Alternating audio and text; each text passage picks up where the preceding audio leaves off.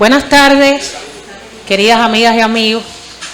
Le damos continuidad al programa de actividades del Premio Casas en la jornada de hoy con el desarrollo de un panel que, buscando sintetizar las ideas fundamentales de los participantes, nombramos Afroepistemologías, Razón Cimarrona y Cultura Popular en Afroamérica. Lo primero que debo explicar es que uno de los miembros del jurado, Alberto Curbelo, no nos va a acompañar porque está complicado hace unos días con una cuestión personal que hoy es que se crearon todas las condiciones para que se pueda ocupar de eso. Los que vivimos aquí sabemos que es ahora o nunca. Por tanto, le dijimos, bueno, está bien, ve y resuelve, y la gente te mandará su saludo y su solidaridad para que todo sea solucionado en el día de hoy. Entonces, nos está acompañando Yuderquis Espinosa Miñoso, nuestra amiga y hermana dominicana, que estábamos muy ansiosos, muy expectantes con tenerla entre nosotros, porque hace mucho tiempo que no venía a La Habana. Y un antiguo conocido, iba a emplear otro adjetivo, pero no quiero que se preocupe, y un antiguo conocido, Chucho García, que sí ha andado con nosotros en estos últimos años de una manera solidaria y amorosa, en las buenas y en las malas, y que bueno, está actuando como jurado en esta edición del Premio Casa. Este panel en realidad pretende arrojar un poquito más de luz sobre unos procesos de construcción de saberes, de conocimientos que no es tan antiguo, porque realmente quienes se han dedicado a historiar, a estudiar las luchas de los pueblos afrodescendientes, han reparado mucho más en las formas de sociabilidad, en las prácticas políticas, en las estrategias de resistencia, en los usos políticos del cimarronaje, que en cómo se construye espiritual e intelectualmente esa resistencia. Yo creo que nuestra formación eurooccidental, que por muy negra que tengamos la piel, está ahí conformando nuestra manera de ver la realidad. Cualquiera de nosotros que ha puesto un pie en África se ha dado cuenta cuán europea o europeo es en comparación con los africanos de África. Porque realmente es una manera de configurarnos culturalmente que tiene mucho que ver con el tipo de saber, con el tipo de conocimiento, con el tipo de perspectiva en que hemos crecido. En los últimos tiempos, este análisis de cómo ha sido el devenir de los pueblos afrodescendientes tiene una mirada que se fija más en ese proceso de construcción de saberes y conocimientos, en esa autoconstrucción cultural e intelectual. ¿Cuánto de África y de sus acumulaciones culturales hay en eso? Y bueno, este panel precisamente va a tratar de eso. Yo creo que entre nosotros, y particularmente dentro del programa, que hemos impulsado muchos intercambios, muchos diálogos en los últimos años, estos temas son todavía relativamente nuevos, y por eso les agradezco a ustedes que con su presencia estén confirmando las expectativas que teníamos con relación al panel. Yo les dije a cada uno de ellos que ahora tenía un poquito más de tiempo. Alberto se va a sentir feliz de que esto quede bien con un poquito más de tiempo, y voy a empezar dándole la palabra a Yuderquis, que va a abordar un tema que ella ha denominado racionalidad y temporalidad cimarrona afrocaribeña contra la catástrofe y la aniquilación moderno-colonial. Yo he dejado atrás, he obviado un requerimiento protocolar que es el de decir algo de la ficha de cada uno de ellos, porque sé que lo han leído, porque son conocidos, y en algún momento entonces sí aprovecharé las pausas para ponerlos al tanto de algunos de los estudios que ambos los han traído hasta la Casa de las Américas en esta edición de 2023. Entonces, somos todos oídos y todos oídos.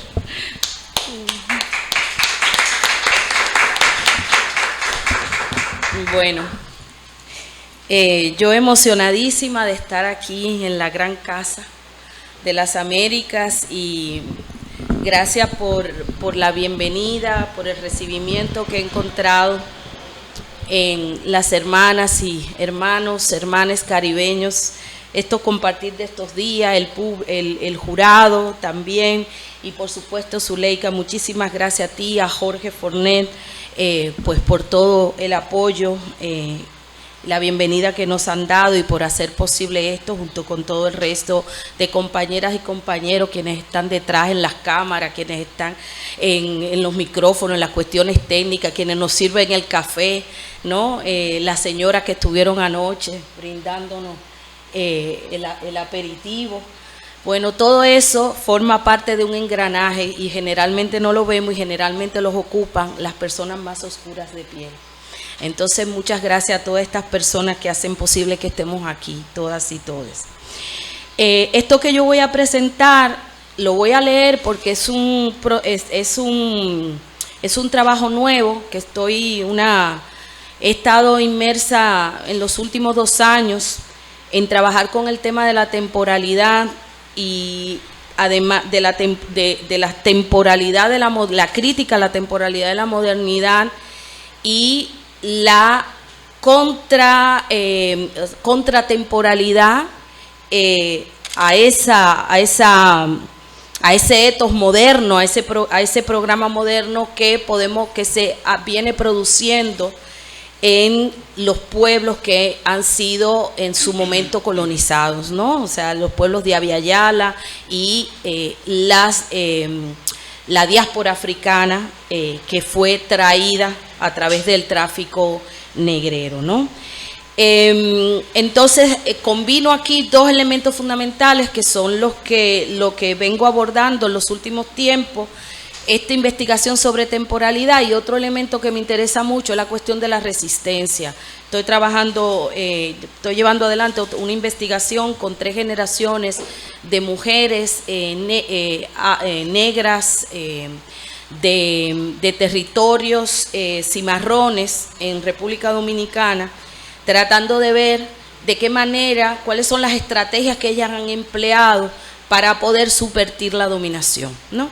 Este trabajo está anclado en digamos, esta gran eje de problematización que me inspira en los últimos tiempos, que es no quedarnos solamente, la teoría social se ha empecinado en tratarnos y historizar a las personas afrodescendientes e indígenas como pura dominación.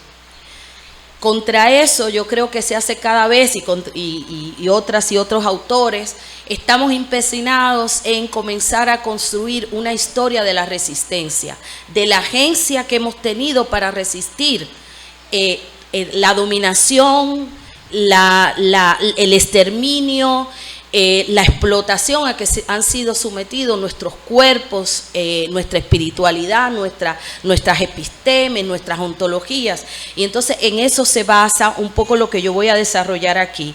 Vale decir y agradecer que esto que voy a presentar es parte de lo que produje 2, es un segundo trabajo de un primero que produje en una estancia de investigación a la cual fui invitada en la Universidad de Heidelberg en Alemania.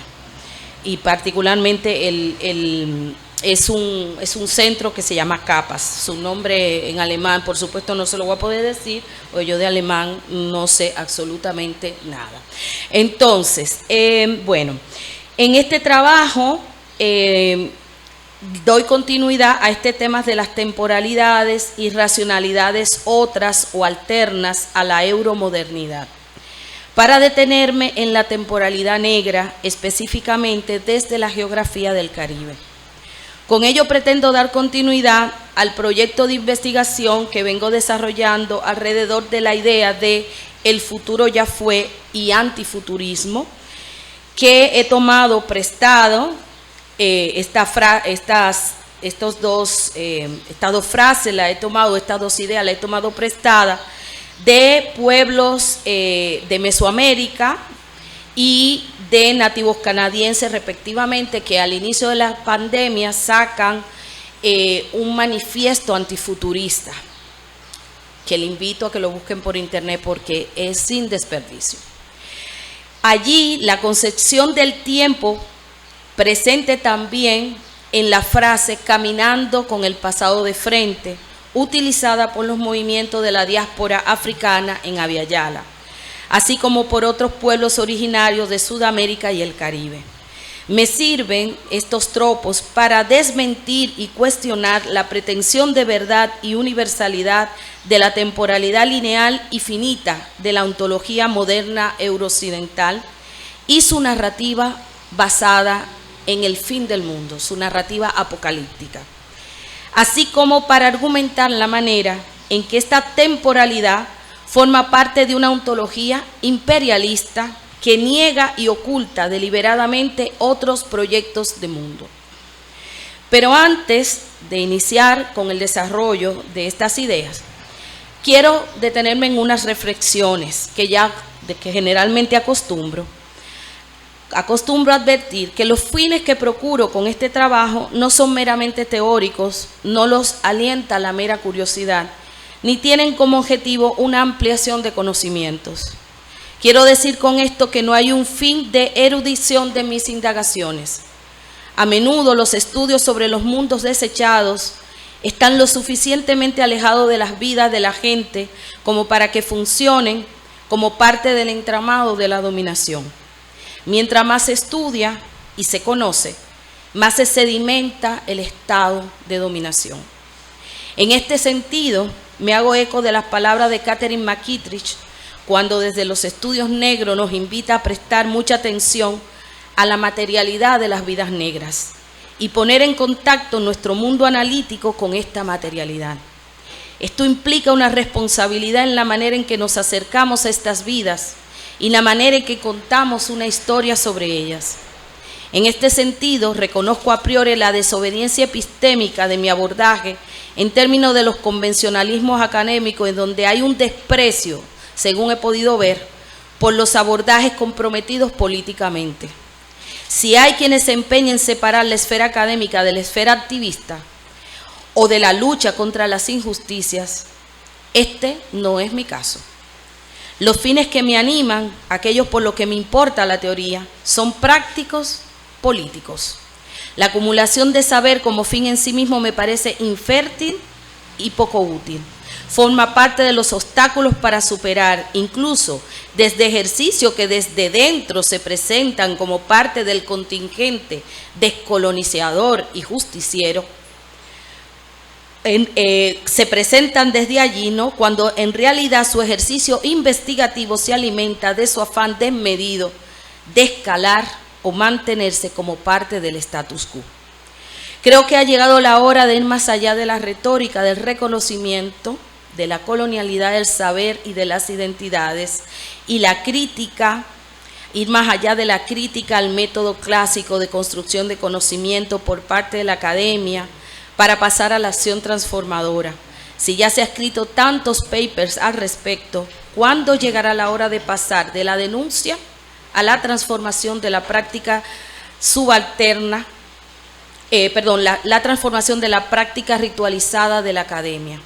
Esto a propósito de todo el debate que se ha armado alrededor del escándalo de Boaventura de Sousa Santos, ¿no? Más que demostrar una erudición sobre los conocimientos producidos por la epistemología occidental o por las epistemologías del sur, lo que me guía es la necesidad de llevar el mensaje sobre los sentidos provenientes de los mundos en relación, los mundos que han sido desechados como fósiles sobrevivientes, como atraso de la humanidad. Como verán en este trabajo, los autores y las autoras con las que dialogo y de los cuales me nutro nos muestran otra cosa. Entonces, como ya he advertido en alguna presentación anterior, correspondiente a esta etapa de esta investigación en curso, la línea argumentativa que desarrollo surge y se inspira en dos fuentes. Por un lado, el mundo popular, de la clase trabajadora caribeña de donde provengo, y su forma particular de reseccionar y al mismo tiempo subvertir el relato producido por este programa de la modernidad europea y sus propuestas de futuro tal como le han dado continuidad en nuestras tierras las élites blanco-mestizas de la nación en su fe ciego en el progreso, donde Europa aparece como el mejor ejemplo.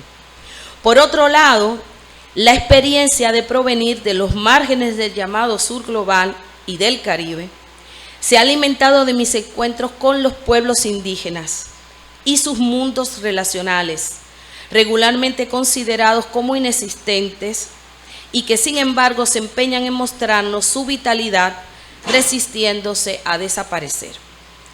Así pues, el discurso y la comprensión de doble arraigo me habita como forma de resistencia, una forma de resistencia que puedo rastrear en mis antepasados caribeños y africanos, esos que solo son objeto de estudio, esos cuyos cuerpos están ausentes generalmente en los espacios académicos y en espacios de las élites culturales, esos cuya voz es traducida y por tanto opacada por los intelectuales más encumbrados de la academia latinoamericana.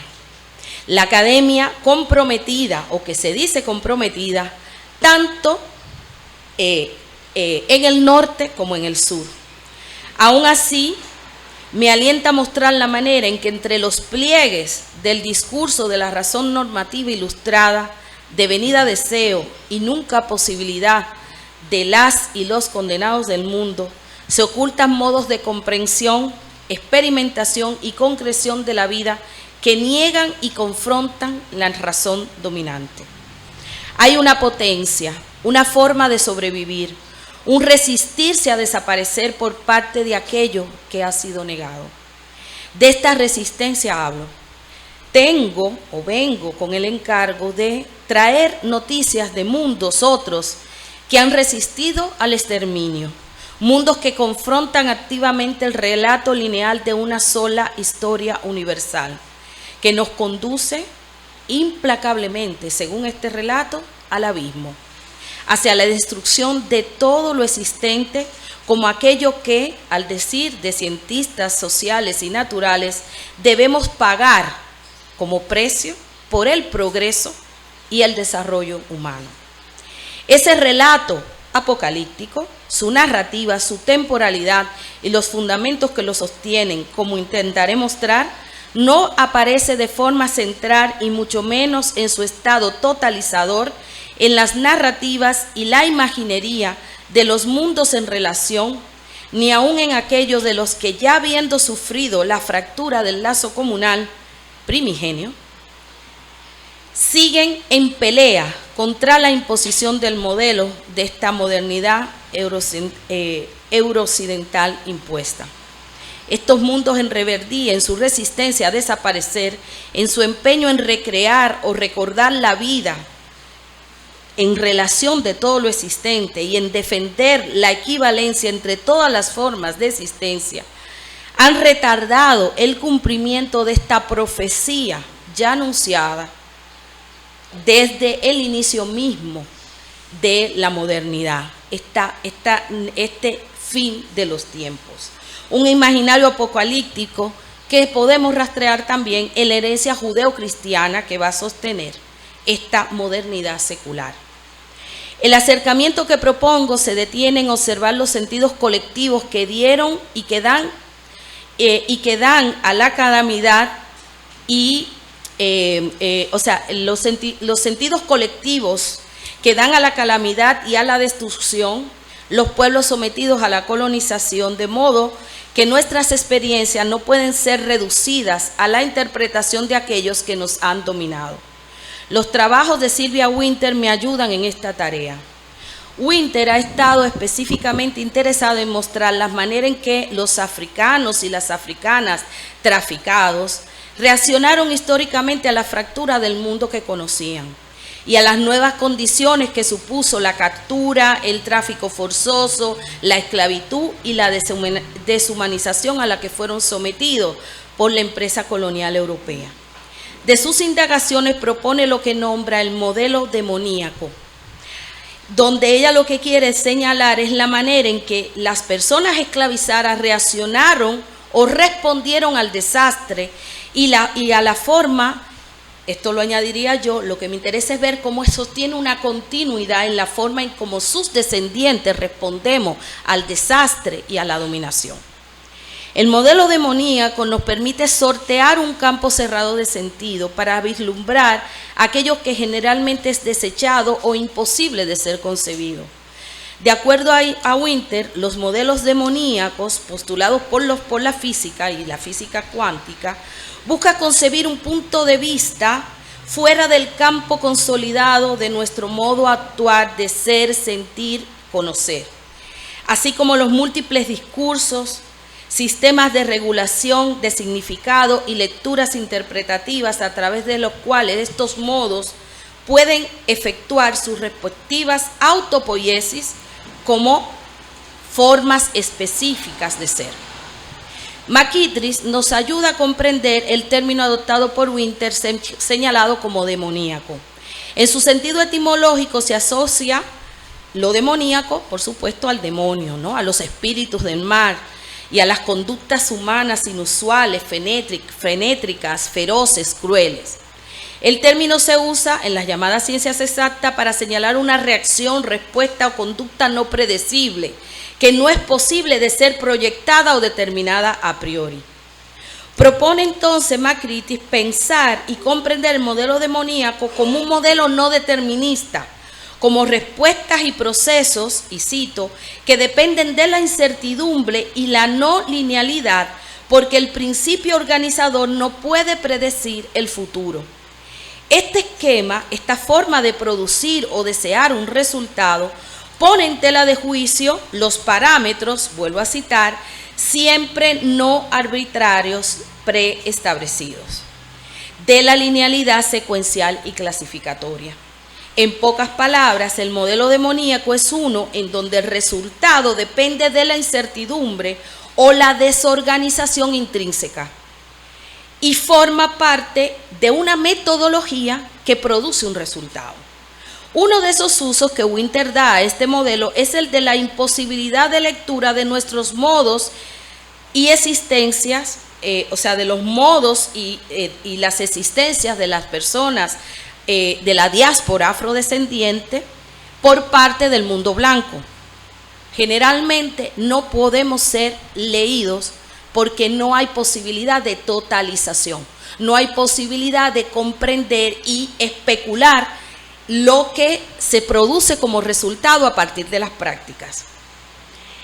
Refiriéndose a las mujeres negras, Winter dirá que hay un límite de la razón para comprenderla, ya que resulta demasiado ajena. Y ella trae aquí todo el análisis que se ha hecho del Calibán, ¿no? Y cómo desaparece en toda esa narrativa la mujer del Calibán, ¿sí? La otra de la otra, dirá, de alguna manera podríamos decir que está trabajando Winter. Por último, McKittrick en su trabajo más reciente señala que Winter, influenciada por autores como Maturana y Varela, y su concepto de autopoiesis, se vale del modelo demoníaco para dar cuenta de las múltiples maneras en que actuamos para intentar sobrevivir, el tiempo y la creatividad que invierte todo ser vivo para lograr que su mundo siga existiendo. Asumiendo este modelo demoníaco en este trabajo, me aparto de aquellos análisis que proponen una lectura apocalíptica o de ruptura total, ¿sí?, de la colonización y la colonialidad y sus consecuencias, o sea, del hecho, digamos, de lo que fue la llegada y la invasión de Abya Yala, ¿no? Las consecuencias que eso tuvo sobre las vidas y los mundos sometidos por la empresa colonial. Adopto pues una metodología descolonial y situada que heredo de la epistemología feminista negra y de color, y a la que yo misma desde el feminismo descolonial contribuyo para proponer un pensar esta experiencia desde un campo de teorización propio y más cercano que permita recoger los sentimientos del mundo que emergen de nuestras comunidades y los modos de significar, narrar, interpretar y responder a la dominación, la desgracia, la muerte simbólica o física, la fractura ontológica provocada por la colonización y la colonialidad. Situada desde este espacio-tiempo caribeño, busco interpretar y proponer nuevas claves de lecturas de las prácticas y modos de vida en las comunidades populares y descendientes del cimarronaje en la parte oriental de la isla originalmente nombrada como isla de Haití, no la isla española, ¿no? Comúnmente dada a conocer en esta parte oriental como República Dominicana. Desde una lectura atenta a los intersticios, las fracturas y las interrupciones que producen la memoria viva de los ancestros y los mundos que ayudaron a producir, me animo a presentar un análisis centrado en la agencia negra y sus múltiples formas de resistencia al intento de negar al sujeto que la porta y las comunidades que da vida y recrea. Para que se entienda el argumento que quiero proponerles, es necesario que les hable un poco sobre esta geografía mundo que es el Caribe y que es desde donde provengo. Obviamente, algunas de estas cosas, pues aquí, pues les resultará conocida, ¿no?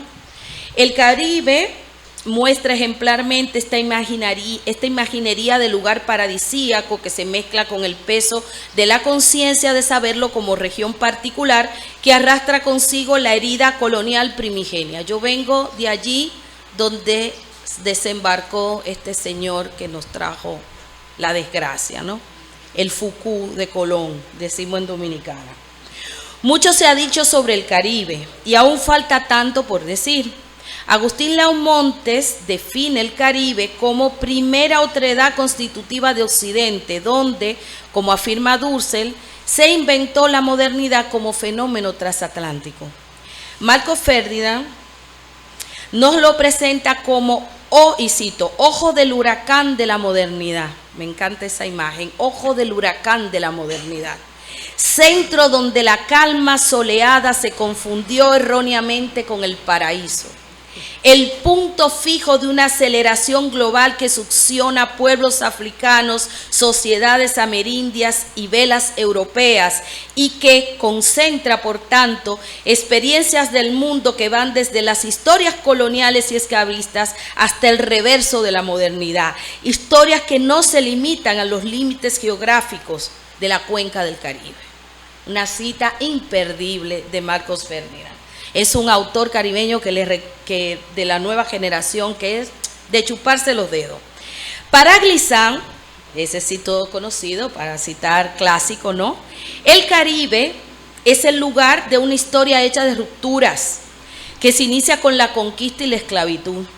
Para él, esta ruptura hace que el Caribe se constituya como imposibilidad de sedimentación de una conciencia histórica totalitaria y progresiva a la manera en que lo pretende Occidente.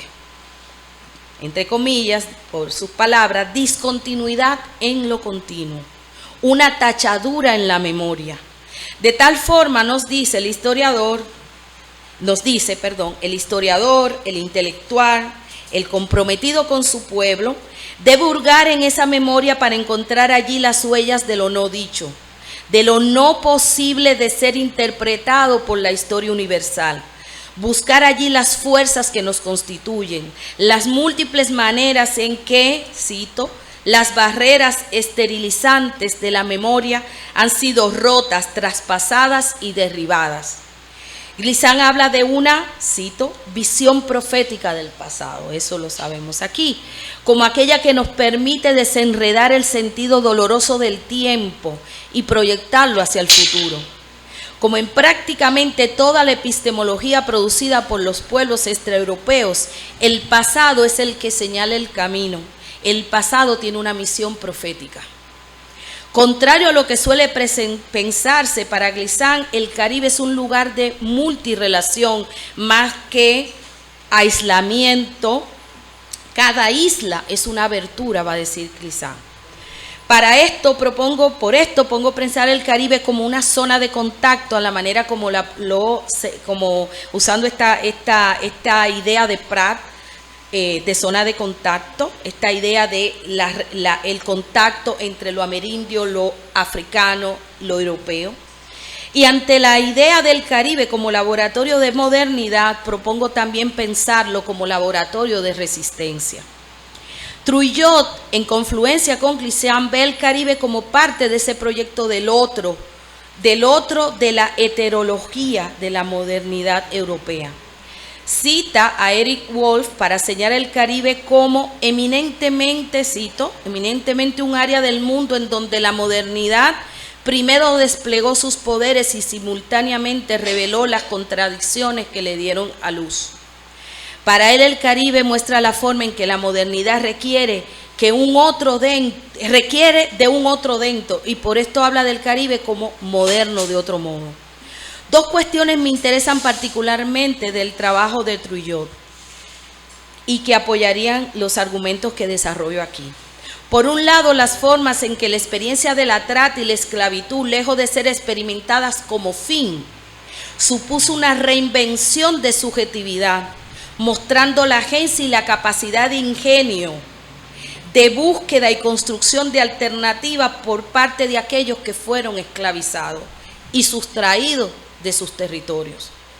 Por el otro, porque Trujillo muestra que, y aquí cito, la historicidad moderna depende de una ruptura fundamental entre pasado, presente y futuro, entendidos como planos temporales diferentes, y de sus conexiones a lo largo de una línea singular que permite la continuidad. Y concluye señalando que este régimen de historicidad sucesivo implica una heterología, esto es, una lectura necesaria de la alteridad. Si para Trujillo el Caribe es moderno de otro modo, mi propósito es mostrar esta alteridad en su dimensión ontológica, no en el sentido de una comprensión ahistórica de su devenir, para citar a Mendiola y a Goldman, sino en aquellos sentidos de la experiencia que subyace, se activan y reactualiza en el hacer vivible y posible la existencia, definiendo o dando por sentado el inventario de seres y relaciones que lo constituyen, para ahora citar a Blaser. Mi invitación es a la de comprender la unidad de sentido, implícito o no, que organiza el mundo de la vida, aquello que da sentido a las prácticas y a proyectos de buen vivir comunitario, tal como lo hemos experimentado en el Caribe. A seguida vuelvo entonces sobre el problema del tiempo y la temporalidad, y me acerco a pensarlo desde los estudios negros afroestadounidenses que están últimamente trabajando mucho este hilo de argumentación.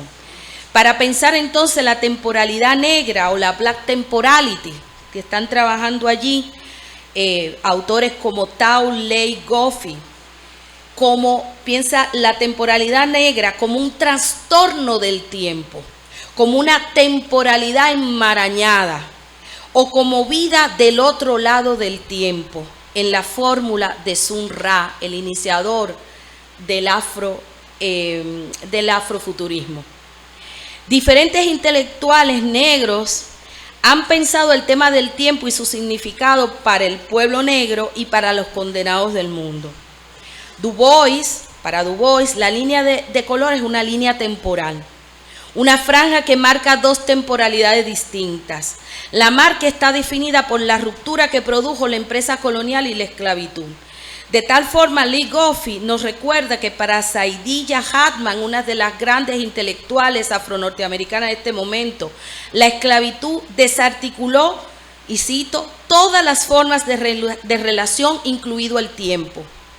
Para esta autora, para Hartman, la plantación funcionó como un espacio-tiempo que robó el tiempo de los esclavizados y donde estos aprendieron al mismo tiempo otro tiempo, el uso del tiempo como recurso que podría ser robado y sustraído al amo. Mientras el reloj mundial que marca el inicio del día en Londres, y cito, ordena el tiempo para asegurar y respaldar el poder de la colonialidad, la temporalidad cíclica negra funciona como un recurso que sabotea la maquinaria de poder.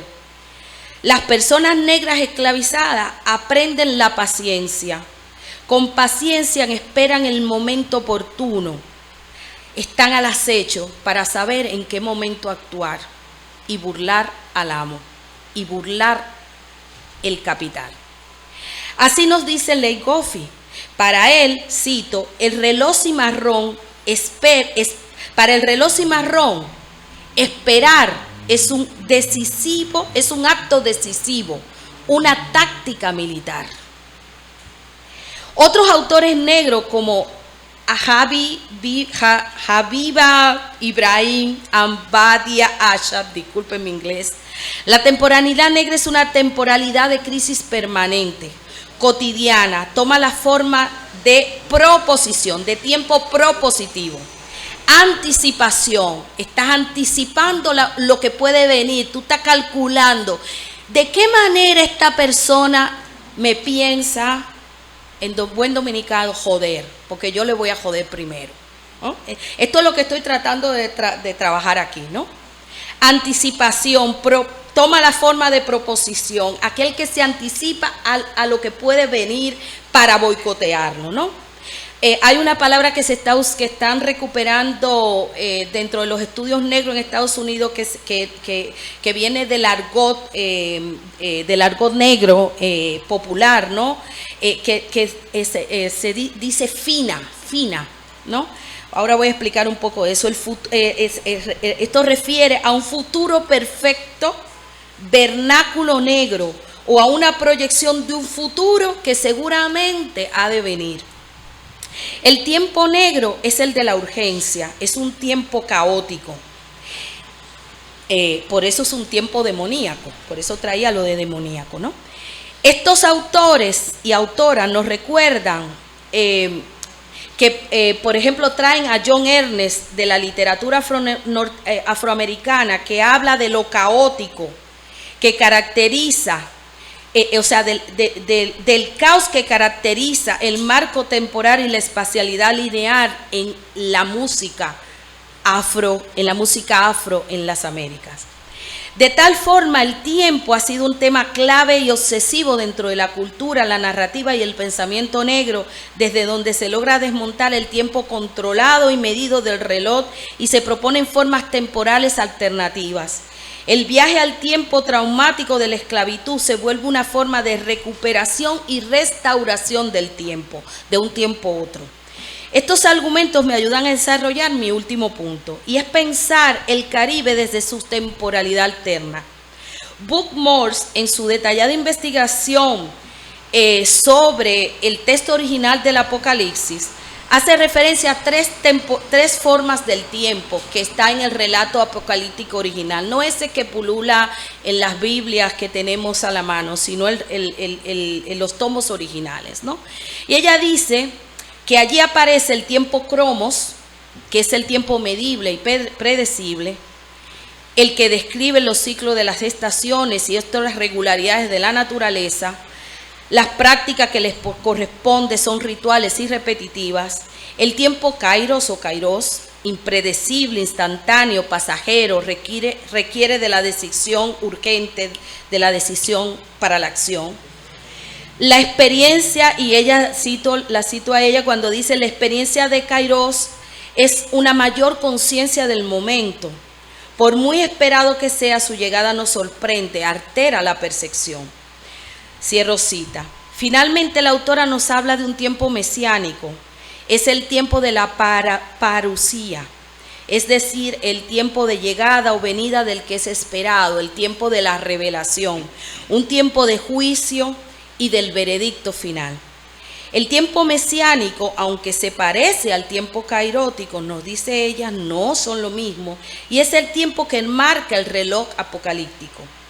La idea que quiero proponer es cómo el tiempo kairótico es nuestra particular configuración del mundo, es el que aparece en nuestra particular configuración del tiempo en el Caribe. Propongo el cimarronaje como ejemplo de temporalidad no domesticada.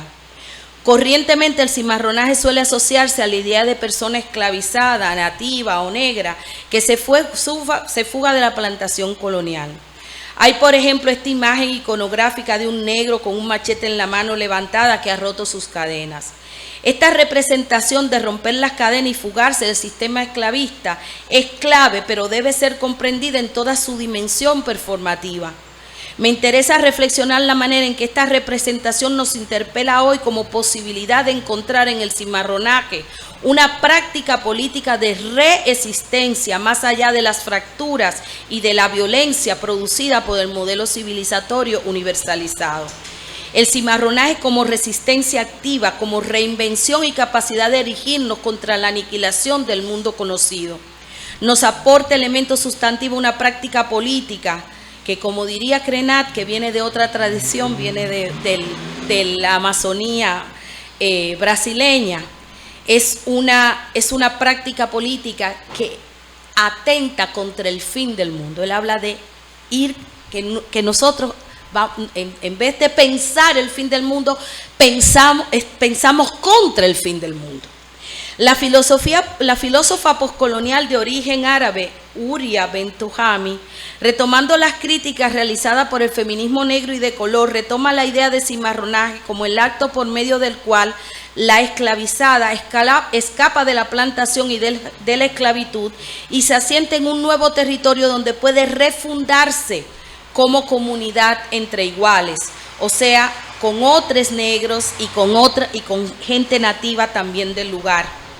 Invoco esta idea de cimarronaje en su sentido simbólico y material, no solo como un acto excepcional que es realizado de una vez y para siempre por parte del sujeto colonizado condenado al lugar del no ser y que le permite al fin obtener su liberación. Me permito proponer el cimarronaje como una metodología de intervención de los oprimidos que siempre boicotea e interrumpe los intentos de los discursos racistas dominantes por atraparlo y representarlo como sujeto para otro y no como un sujeto para otro, como un no sujeto. Al fin de cuentas, las maquinarias visuales de racialización que han acompañado el desarrollo del capitalismo moderno colonial no han logrado exterminar ni clausurar de forma exitosa y definitiva la capacidad creativa y de producción simbólica de los subalternos. La lectura que hace Catherine McKittrick, ya estoy terminando, de los mundos negros como mundos no reducidos al pesado peso del despojo y la pérdida, esto es una cita, sino como mundos llenos de resistencia y creatividad, aplica cabalmente para pensar los mundos cimarrones de ayer y sus descendientes de hoy. Me acerco a una lectura del cimarronaje como práctica de liberación, como fuga al tiempo euromoderno, lineal y apocalíptico, y propongo una temporalidad cimarrona a la manera en que lo hace Lee Goffey. Una temporalidad cimarrona correlativa a un mundo particular erigido sobre una memoria orgánica de resistencia, una metodología particular de burlar la dominación. Propongo al sujeto cimarrón como tropo de una existencia entre tiempos y entre mundos y a la sociedad cimarrona como como un espacio geografía de resistencia. Y observo esta resistencia cimarrona como modelo de desobediencia epistémica, como práctica de camoteo, de interrupción, de sabotaje al relato y a la temporalidad euromoderna occidental. A propósito de los relatos del fin del mundo que rondean las pesadillas más horripilantes de Occidente y los análisis sobre el antropoceno que imprende el discurso ecologista de los últimos tiempos y los llamados a la acción por el cambio climático, apelo también a Marco Ferdinand y a su idea del sujeto cimarrón como aquel que, y lo cito, puso en práctica las primeras utopías modernas anticoloniales, mostrando cómo el cuidado propio requería el cuidado colectivo y el cuidado de todo lo existente, y cómo sobrevivir es más que un simple mantenerse vivo o evitar la muerte, implica producción de mundo. De tal modo, el cimarrón, la cimarrona, se presenta como, cito, figura que apunta a la práctica ecológica como condición para la emancipación, ya que en busca de un mundo, el negro y la negra esclavizada de ayer y de hoy ha resistido a la esclavitud, pero también ha resistido al habitar colonial del antropoceno. Entonces, ver los territorios cimarrones como contrageografías demoníacas.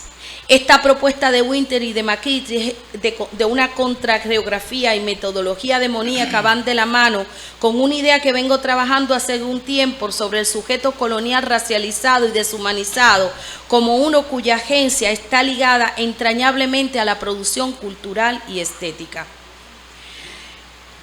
Ya tengo muchos, sí, puedo parar aquí. Voy a terminar entonces, yo creo que lo dejo aquí, porque aquí básicamente lo que quiero señalar es cómo podemos pensar esta cuestión de la temporalidad o de la contratemporalidad y esta cuestión de creación del mundo en las estéticas, en las narrativas populares, en las estéticas populares y también en las músicas urbanas contemporáneas que vienen de los sectores más marginados, que en general en el Caribe son de personas afrodescendientes. Con eso pues culmino esta pequeña presentación.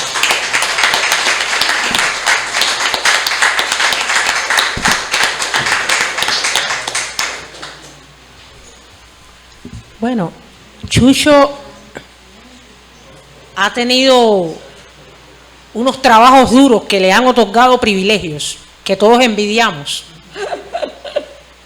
Y es su conocimiento de cómo suceden estos procesos al otro lado del Atlántico y cómo los africanos de ayer y de hoy han elaborado esa especie de malla protectora, esa especie de apoyo para enfrentar la adversidad y para enfrentar los cambios bruscos, las situaciones estresantes, los sistemas opresivos, sin dejarse vencer.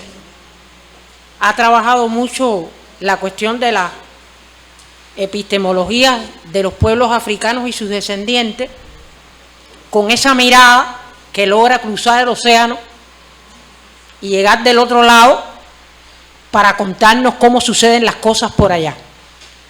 Él se renunció, porque bueno, genio y figura hasta la sepultura, él se renunció a darme un título, pero yo sé que más o menos, ¿verdad? No, así ya sabemos que es así, pero yo sé que más o menos su presentación va por ese camino. Así que tienes la palabra. ¿Puedo sacar esto de aquí? Sí, haz lo que quieras. Coño, pero ¿cómo saco esto de aquí? Oye, Iván, se las has puesto... No, se las han puesto difícil. Deja ver el mío. ¿Aló? ¿Pudiste? No. Deja ver esto ahí. Deja ver si el mío sale. Oye, ¿dónde está? Niño, tú nos ves pasando trabajo aquí. Mira, él necesita sentirse más espontáneo y quiere sacar el micrófono. Yo no, yo me conformo con esto. No, oye, hacía falta fuerza, no solo maña. ¿Eh?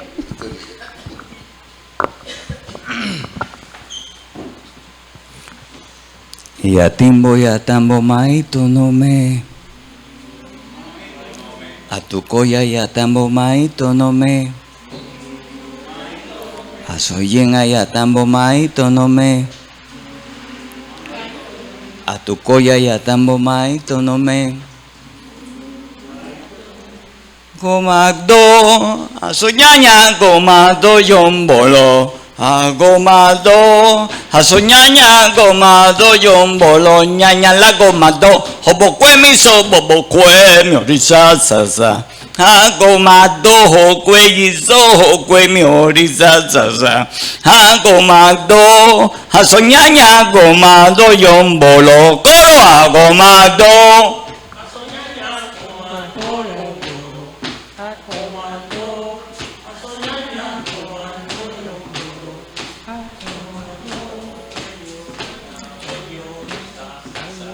Agomado, cuellizo, pues mi orisa. Hinano mi agomado, asohaba agomado, yombolo, a ti prepia agomado, asohaba agomado, yombolo, ñaña la agomado, hobocue mi sobobocue, mi orisa sasa. Agomado, cuellizo, pues mi orisa sasa. ¡Coro!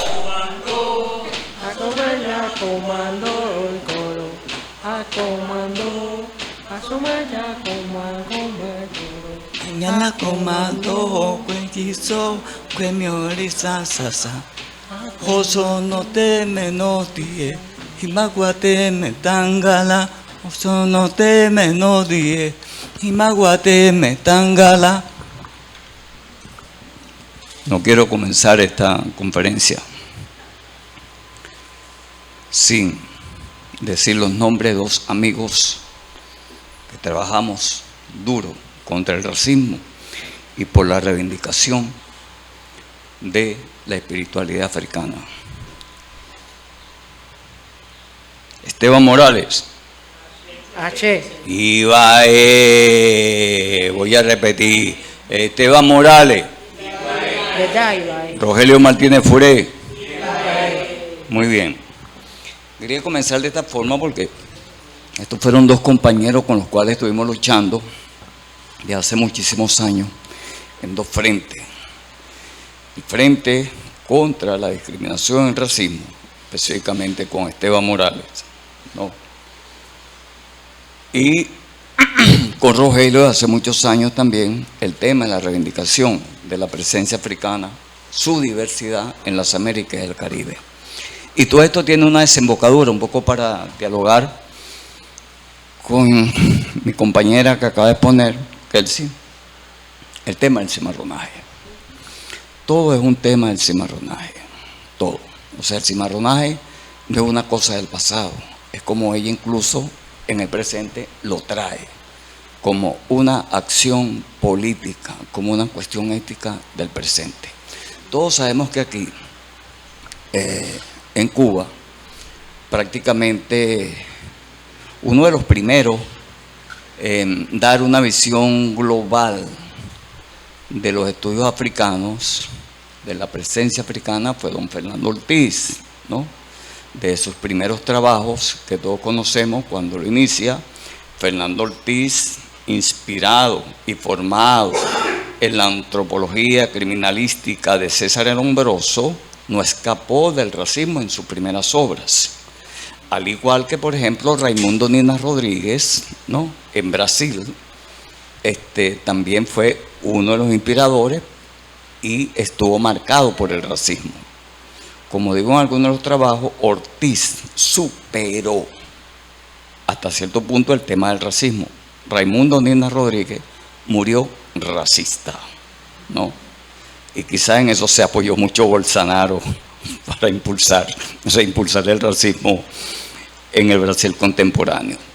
Lo cierto es que la obra de Ortiz marcó ese punto y va a tener una influencia enormemente en los estudios afrocubanos. Incluso va a tener una visión, ¿no?, general de América Latina, cuando junto con otros pensadores en México va a formar el Instituto de Estudios Afroamericanos en México. Creo que fue en el año 1945.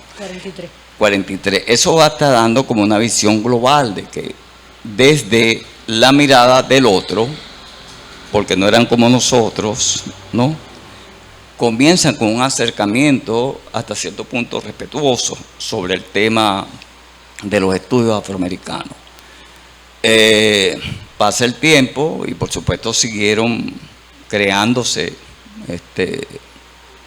intereses desde el punto de vista de la academia y de algunos que otros escritores, intelectuales sobre el tema afro, pero digo que hasta cierto punto las y los africanos y sus descendientes en las Américas aún no hemos tomado una conciencia crítica de nuestros propios estudios.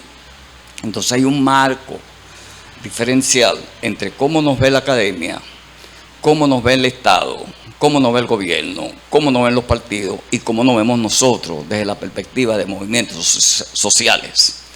Y eso es muy importante en estos tiempos que después de la conferencia de Durban, que algunos conocen aquí, que fue la tercera conferencia mundial contra el racismo, que se realizó en la ciudad de Durban, la Durban post-apartheid, ¿no?, la Durban de Mandela. Allí logramos reimpulsar con mucha fuerza el tema de la lucha por la inclusión en la política pública por el respeto de nuestras espirituales religiosas, de nuestras prácticas religiosas de origen afroindígenas o de origen africana que han resistido, así como también la lucha por las nuevas formas de racismo, la xenofobia contemporánea. Durban fue marcando ese tipo. Durban fue como un punto de inflexión para que nosotros comenzáramos a estudiar con profundidad desde la perspectiva nuestra. He hecho un resumen así muy rápido de los trabajos de Ortiz, los trabajos que aquí, que también me influenciaron mucho, los trabajos de Argeliel León desde el punto de vista de la musicología, por decir un poco, cuando aquí se inaugura la revista Etnología y Folclore en los primeros años de la Revolución, ¿no?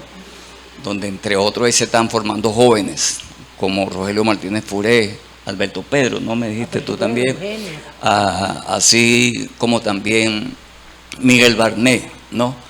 Pero eso ya estaba pasando también con algunos elementos, pero yo digo que Cuba fue como un punto central donde se va a impulsar con mucha fuerza los estudios afrocubanos que van a irradiar gran parte del Caribe, más con el papel que jugó la Casa de las Américas en ese sentido. Es decir, la Casa de las Américas, si revisamos, por ejemplo, la década final de los 70 y la década de los 80, no había ningún país donde existiese una presencia africana que aquí no se publicara un libro de referencia de eso. Desde gente que llegó al poder como Maurice Bicho, ¿no? A quien le dieron un golpe de Estado, que fue en los tiempos de Reagan, ¿no? Con la operación Furia, yo no sé qué vaina lo llamaban allí. Y aquí podemos conseguir de cómo se publicó el expediente completo, ya con información desclasificada, de uno de los jóvenes, uno de los movimientos revolucionarios más interesantes que ha parido el Caribe, con una visión también integral del Caribe y con una visión sobre África. Eso es lo que nosotros vamos a llamar un cimarronaje ético, un cimarronaje político extraordinario. Y eso fue lo que fue Maurice Bicho. Pero sí también vemos que aquí, en este territorio, aquí en Cuba, vimos también la presencia de Zamora Machel, ¿no? Que jugó un papel fundamental y fue el líder de la revolución mozambicana. Lo mismo que pudiéramos ver aquí en la primera tricontinental, a Amílcar Cabral, ¿no? Pidiéndole a Fidel que lo apoyara en ese proceso de lucha que estaba llevando allí contra los portugueses, y le pidió que la mayoría de los que fueran a participar en ese proceso de liberación de Guinea-Bissau, Cabo Verde, fueran también afrocubanos, ¿no? Y aquí creo que queda todavía un personaje vivo Orama, que participó allí. Orama, que fue el traductor. Orama, pero también estaba Víctor Drake. Víctor Drake. Orama fue el que tradujo la conversación con Fidel. Y que luego también fue diplomático allí. Yo una de esas me la conseguí en Angola. Entonces podemos ver cómo Cuba comienza a hacer ese reflejo y comienza a dar otra visión, ¿ves? Porque en los tiempos que estuve en Angola como diplomático, hice investigaciones allí y conocemos, bueno, cuando el tiempo, después que Agustino Neto, que también fue muy amigo de Nicolás Guillén, Agustino Neto estuvo aquí, estuvo en la UNIAC, y aquí se le publicó su famoso texto de poemas, como lo fue La Sagrada Esperanza, ¿no? Pero cuando Agustino Neto inmediatamente gana la guerra de independencia, ¿no? Que logra vencer hasta cierto punto, paralizar a la UNITA y el Frente Nacional de Liberación, que estaba idealizado por Jordan Roberto. Luego Estados Unidos interviene Mobutu Sese Seko. Entonces cuando se pide la ayuda a Cuba. ¿Y a quién le pone el nombre a esa operación? A una cimarrona de Matanza, Carlota, ¿entiende? Y era una cimarrona, como dicen ustedes aquí, lucumí, es decir, de origen yorubá. Entonces esa especie de cimarronaje fue totalmente interesante, y que aquí fue como este foco, Cuba fue como ese foco un poco para tratar de ver la globalización, que en esa época no se utilizaba ese término, de todos esos elementos, y Fidel hasta cierto punto lo reconoce. Fidel dice, bueno, ok, vamos y vamos con el nombre de Carlota. Hay un trabajo extraordinario que hizo Gabriel García Márquez, ¿no?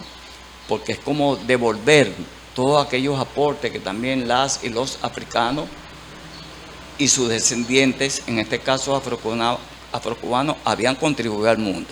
Y es lo que muchas veces yo discutía ya en Estados Unidos, en mi tiempo que fui cónsul general en New Orleans, que yo le decía, ¿cuántos de ustedes que hablaban mucho de África y que se morían por África fueron a combatir?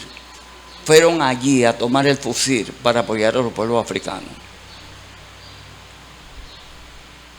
Son contadas apenas en la memoria de Nicolás Guillén, en la memoria de Laston Hughes. Laston Hughes sí estuvo como vagabundo, en el mejor sentido de la palabra, como era un vagabundo Zapata y tantos otros intelectuales afro, llegó hasta África, pero para conocerla, pero combatir, ir a combatir. Yo hasta ahora no conozco ninguno. Hasta ahora, por ejemplo, pudiera hablar de Stokely Carmichael, que luego se cambió el nombre por Krumah, ¿no? Porque fue en el momento que se casa con Miriam Makeba. Miriam Makeba ya se había divorciado de Hughes Masekela, quien era trompetista, ¿no? Y pero va a vivir como un rey en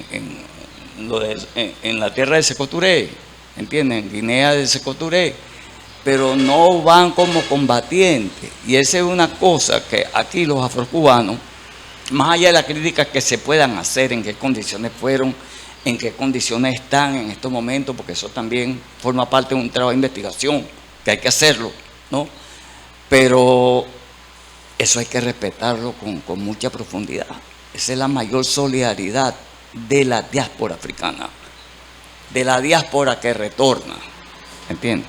Con esa fuerza extraordinaria. Eso poco.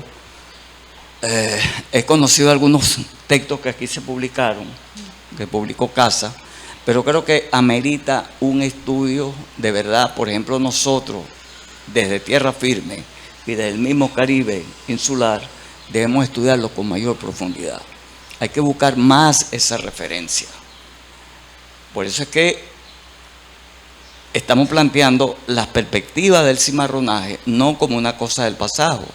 Aquí ya sabemos que se han escrito cosas del cimarronaje, se han escrito cuestiones de la esclavitud, ese texto esencial, dos textos esenciales de Moreno Fraginal, El Ingenio. Ahí no hay más que buscar, o sea, cómo estudiar el sistema de la plantación azucarera y todo lo que eso generó. Pero también el libro que él hizo, África en América Latina, donde reunió a una serie de intelectuales interesante para hacer una visión crítica, ¿no? En Brasil, por ejemplo, Descoro dos Santos entra en un diálogo de fuerte contradicción con Roger Bastide sobre el tema de la espiritualidad africana, ¿entiendes? Bastide decía que las religiones africanas quedaron en conserva. Descoro decía, no quedaron en conserva, son dinámicas y se van adaptando a las condiciones nuevas que les toca vivir. Eso es parte también de ese cimarronaje. En mi último libro, que lamentablemente no lo puede traer en físico, pero lo voy a enviar dentro de unos 10 días, que va a venir aquí el director de la biblioteca, se llama Cimarronaje, Afroepistemología y Soberanía Intelectual. Allí yo hablo como de 4 tipos de cimarronaje, o 5 tipos de cimarronaje. Uno, el cimarronaje frontal, aquel que me enfrentó contra mi explotador directo, aquel que me secuestró. Ojo, yo no digo que nos trajeron, yo no digo que vinieron, esa vaina fue un secuestro, y es más un secuestro selectivo, porque no fue solamente fuerza de trabajo, porque esos ancestros nuestros que venían ya tenían el conocimiento del trabajo del oro, tenían el conocimiento de la naturaleza, ¿entiendes? Tenían el conocimiento de la ética, una ética que se va a traducir, como decía mi compañera que me antecedió, en la revolución haitiana, que ha sido la revolución más extraordinaria que se ha dado, la revolución triunfante de la diáspora en las Américas y el Caribe fue la revolución haitiana, que llevó a Alejo Carpentier a escribir El reino de este mundo, ¿me entiendes? ¿Ve? Ese es un cimarronaje ético, y ese cimarronaje ético va a ser una luz en el Caribe y en tierra firme para que un hombre como Bolívar, que sale derrotado de Venezuela en la Segunda República, se va a refugiar allí y va a conseguir ese aliento esencial. Pero no se trataba solo, como dicen los textos, que bueno, Petión le dio una imprenta, Petión le dio armas, Petión le dio un barco. No, también le dio hombres y mujeres que estaban bien preparados desde el punto de vista militar y que habían destruido y que habían combatido el ejército más poderoso en ese momento de la tierra, que era el ejército del general Leclerc, que era cuñado de Napoleón. Entonces vino gente con Bolívar, y ese planteamiento de la Gran Colombia, de las 5 naciones, ¿verdad? También ese planteamiento lo tenía Petión.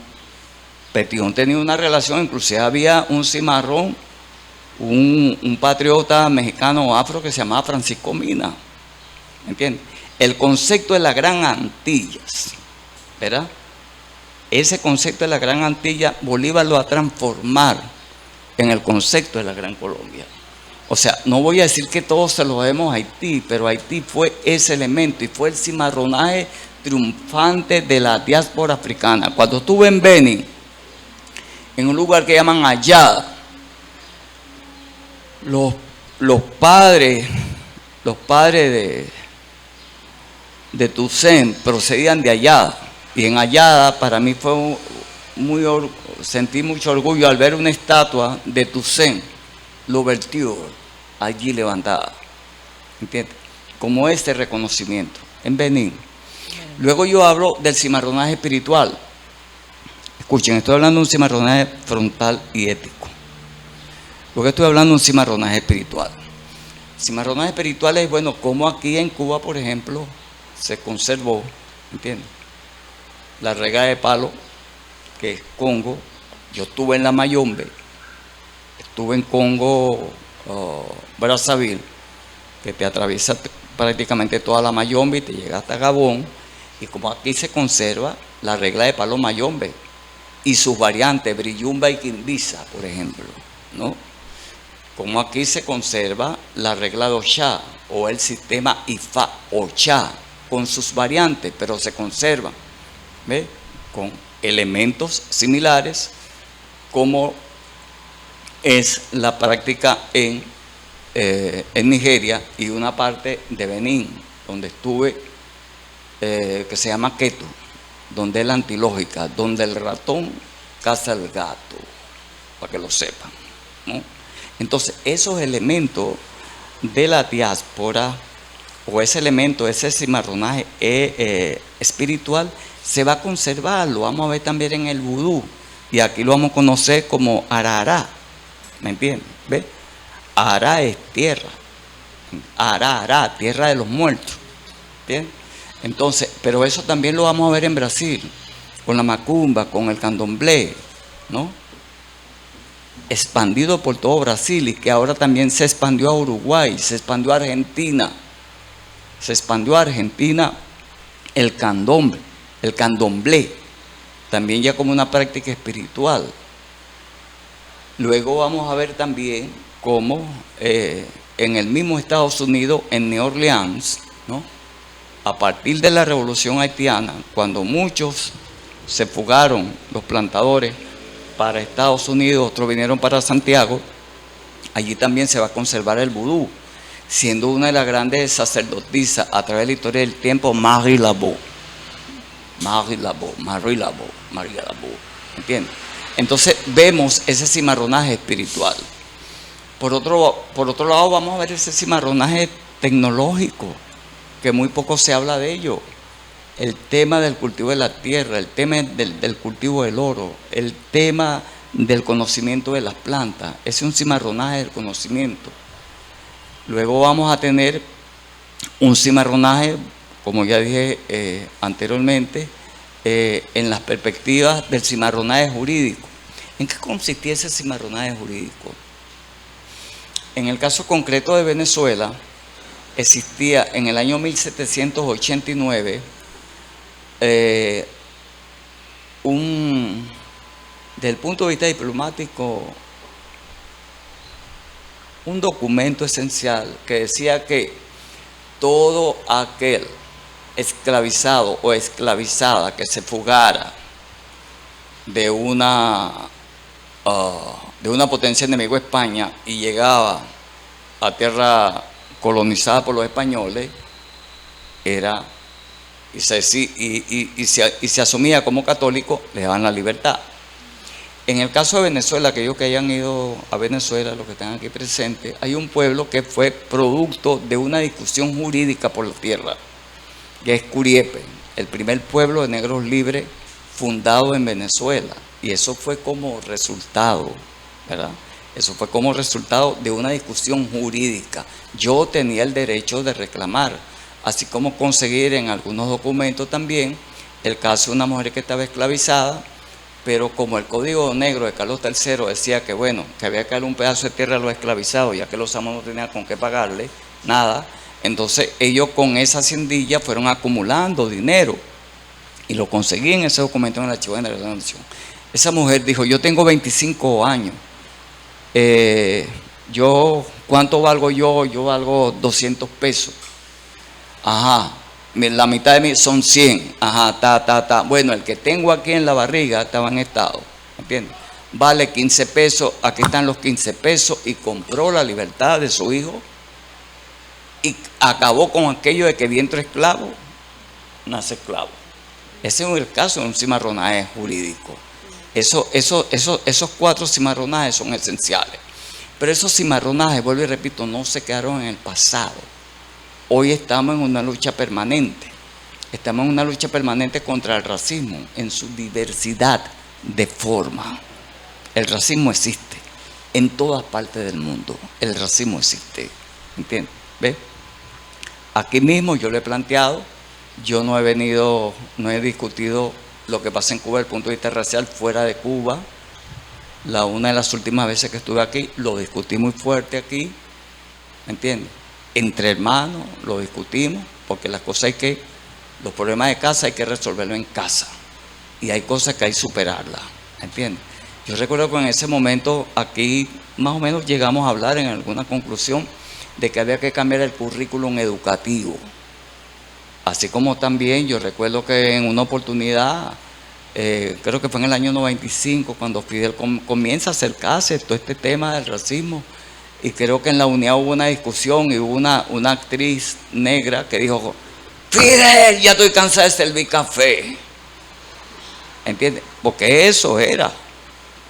O sea, nos utilizaban, era como para servir café, o lo que ustedes llamaban aquí los negrometrajes. El negro aparecía nada más que hasta el siglo XVIII.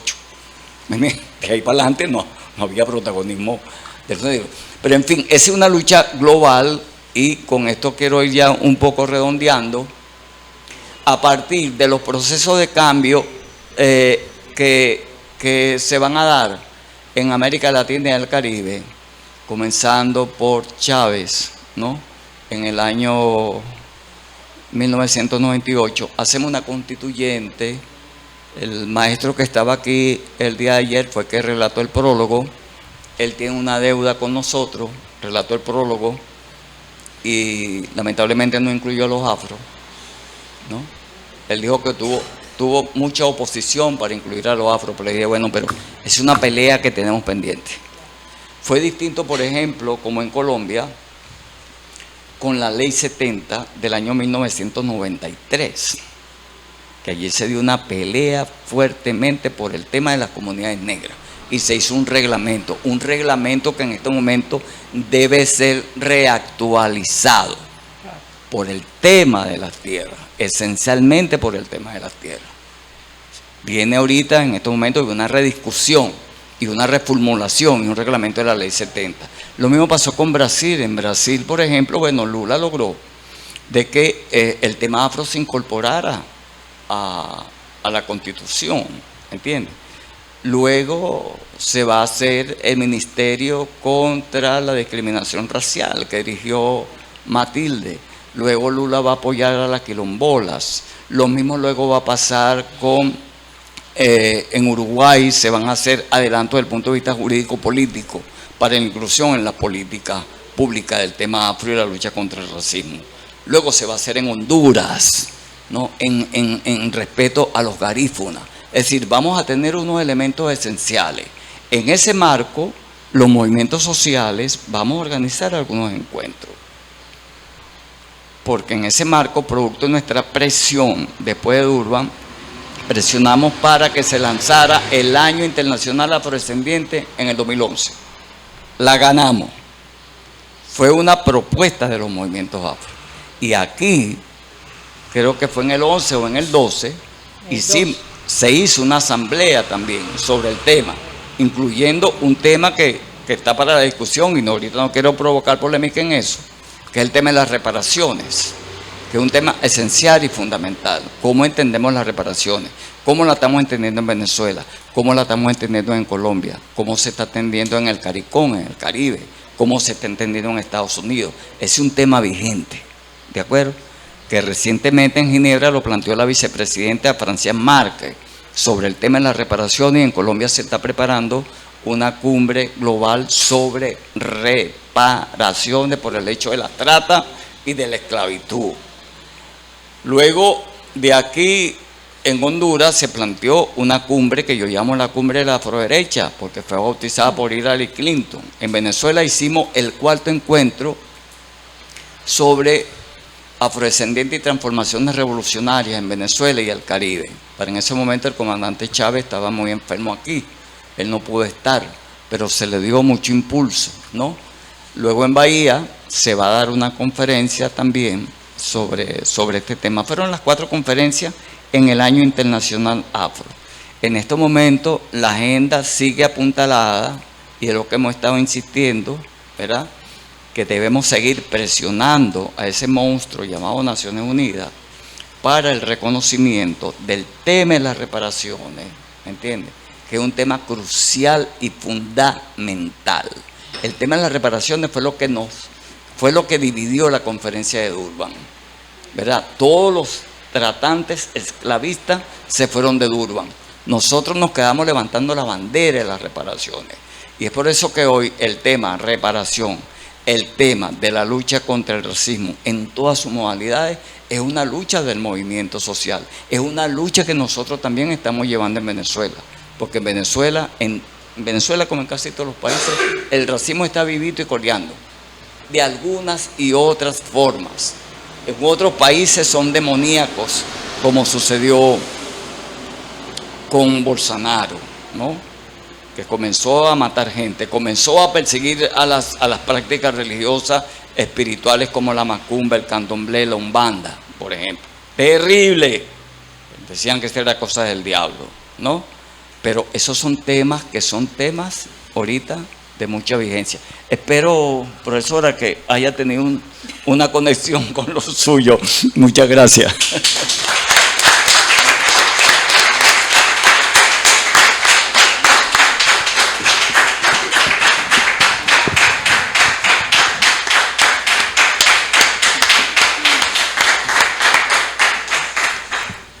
Bueno, tenemos unos minuticos. Fíjense que usé un diminutivo, minuticos, para recoger 3 o 4 preguntitas. Los compañeros que hacen pretesis antes de la pregunta, les pido renunciar a esa práctica para aprovechar el tiempo. ¿Quién quiere preguntar? O comentar, también se puede, pero con los mismos requisitos, sintéticamente. Manos arriba. No hay orquesta, pero manos arriba para el que quiera preguntar. Sí. Maydi. Qué bueno, ustedes bueno, tú no la conoces. No. Sí, se conocen. No. Ah, no, ¿verdad? Que tú estuviste en Venezuela, ¿verdad que sí? También tengo deuda con ella. ¿No? Sí, que tú estuviste allí. Bueno, arriba. Sí, estamos en el campo de la tecnología, país colombiano. Gracias a los 3 y a Casa de las Américas. Agradecer sobre todo la intervención de Chucho, que fue el funcionamiento no haber escuchado de mencionar desde Casa de las Américas también, de la versión contemporánea, a dos cimarrones que desde el arte, bueno, a tres cimarrones que desde el arte han también hecho historia. Uno es Sara Gómez, que no podemos negar de mencionar. Ibai. El segundo, Ibai. El segundo es Rigoberto López. Ibai. Y Gloria Rolando, que estamos celebrando su 70 cumpleaños. Y como que sabe la Un aplauso para sobre Gloria. todo en Rigoberto y en Gloria, quiero señalar que ellos además hicieron un gran aporte a nivel de Ortiz. Si Ortiz nos recoloca y salva la cultura a la gente afrodescendiente dentro del mundo de la nación cubana, desde el cine de Rigoberto López y el que hace también Gloria Rolando, están salvando esa porción de la población y de la cultura afro-diaspórica y caribeña en el marco de la nacionalidad cubana. Y yo creo que esos son también aportes muy importantes que entran dentro de los marcos también tanto del cimarronaje intelectual como ese cimarronaje de la visión sociocultural. Gracias. Bien. ¿Alguien más? Oye, parece que los intimidé demasiado. Se me fue la mano. Sí.